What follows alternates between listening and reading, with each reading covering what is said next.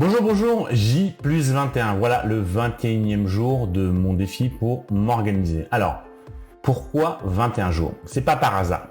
Tout simplement, quand on regarde le fonctionnement de notre cerveau, on s'aperçoit qu'au fur et à mesure que l'on crée une habitude, il y a des chemins neuronaux qui se créent, des liaisons comme des bus, où effectivement le cerveau va beaucoup plus vite pour traiter l'information quand ces chemins-là sont créés. Et au bout de 21 jours, le cerveau a créé ces chemins et donc ça devient une habitude.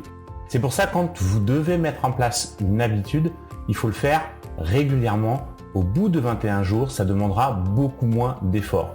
Moins d'efforts à votre cerveau pour traiter l'information puisqu'il ira directement sur le chemin qu'il a créé. Créez une habitude, faites-le régulièrement. Au bout de 21 jours, ça sera beaucoup plus facile. Alors attention, c'est pas 21 jours à minuit. Ça demande un effort pendant les 21 premiers jours et après, c'est beaucoup plus facile. Alors ça ne veut pas dire que c'est gagné, qu'il n'y a plus du tout d'effort à faire. Si, il faut continuer à persévérer et à faire son effort, mais ça deviendra de moins en moins dur.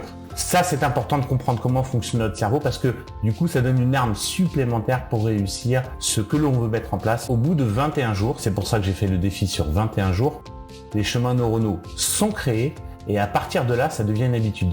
Moi, le fait de me lever à 6 heures du matin, de faire mon sport le matin et d'enchaîner avec ma journée, perso et travail, au bout de 21 jours, ça deviendra de plus en plus facile. Même si dans les premiers 21 jours, il y a eu des périodes où c'était très dur. Maintenant, moi, je vais continuer, je vais garder mon organisation, je vais continuer à persévérer et ça deviendra de plus en plus facile jusqu'à ce que ça soit une vraie habitude, que le chemin soit complètement tracé et que du coup, ça soit facile de se lever à 6 heures du matin, de faire mon sport et d'enchaîner la journée. Voilà, c'est quelque chose d'important, bien comprendre comment fonctionne notre cerveau. Ça nous permet de prendre en compte nos réactions, nos difficultés, nos faiblesses. Et donc, c'est des atouts supplémentaires pour réussir tous ces projets.